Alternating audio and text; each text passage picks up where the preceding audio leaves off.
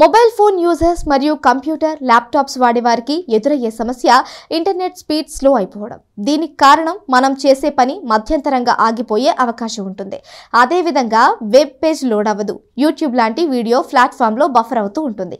కాబట్టి ఈ సమస్య ప్రతి ఒక్కరూ కూడా ఎదుర్కొంటూనే ఉంటారు. ఇప్పుడున్న పరిస్థితుల్లో అందుబాటులో ఉన్న ఇంటర్నెట్ స్పీడ్తో ఒక హెచ్డి సినిమాను డౌన్లోడ్ చేయాలి అంటే ఎంతసేపు పడుతుందో ప్రత్యేకంగా చెప్పాల్సిన పని లేదు.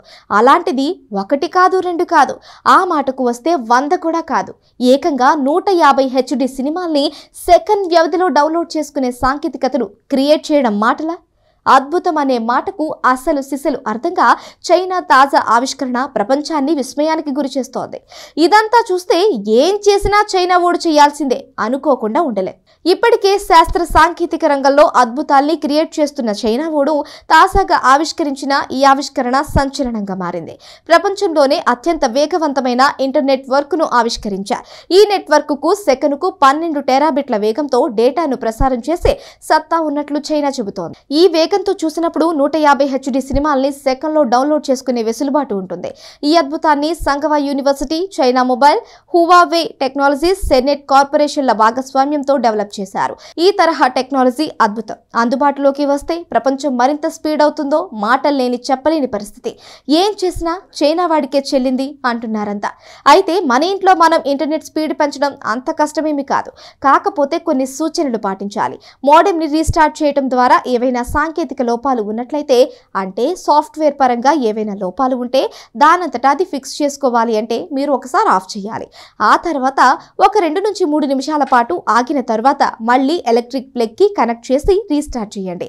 దీని ద్వారా మీ దానిలో ఉన్నటువంటి సమస్యలన్నీ పరిష్కారం అయ్యి చాలా చక్కగా పనిచేయడానికి ఆస్కారం ఉంటుంది.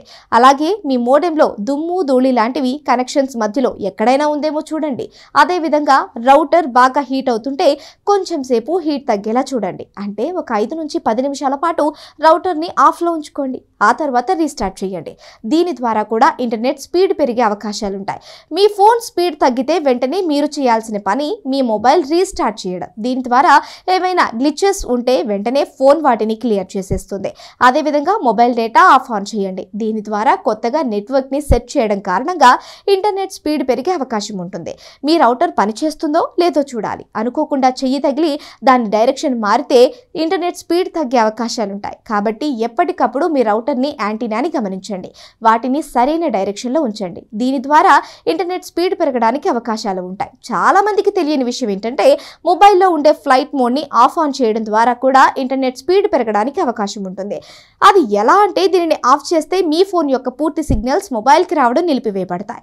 ఆ తర్వాత మీరు తిరిగి ఆన్ చేస్తే మీరు ఏవైనా సిమ్ కార్డు వాడతారో అవి నెట్వర్క్ సెట్ చేసే క్రమంలో న్యూ కనెక్షన్ ఇవ్వడం కారణంగా ఇంటర్నెట్ స్పీడ్ పెరుగుతుంది. ఈ రోజుల్లో అనేక యాప్స్ మీ ఫోన్లో డౌన్లోడ్ చేసుకుంటారు. టెలిగ్రామ్ లాంటి యాప్ మీరు డౌన్లోడ్ చేసుకుంటే దానిలో ఏవైనా గ్రూపుల్లో మరియు ఛానల్స్లో మీరు చేరితే ఆ తర్వాత నుంచి మీకు తెలియకుండానే ఇమేజెస్, చిన్న చిన్న documents, audio files, video files అన్నీ కూడా డౌన్లోడ్ అయిపోతాయి. దీని ద్వారా మీ ఇంటర్నెట్ అనేది చాలా త్వరగా అయిపోతుంది. తద్వారా ఇంటర్నెట్ స్పీడ్ తగ్గిపోద్ది. కాబట్టి సెట్టింగ్స్ లోకి వెళ్ళి ముందుగానే ఆటో డౌన్లోడ్ ఆప్షన్ ని నిలుపుదల చేయండి. కొన్ని జంక్ ఫైల్స్ మీ కంప్యూటర్లో అలానే మీ ఫోన్లోనూ డౌన్లోడ్ అయ్యే అవకాశాలు ఉంటాయి. వీటి ద్వారా మీ ఇంటర్నెట్ స్పీడ్ తగ్గిపోతూ ఉంటుంది. కాబట్టి వెంటనే మీ బ్రౌజర్లో ఉన్నటువంటి హిస్టరీని క్లియర్ చేయండి.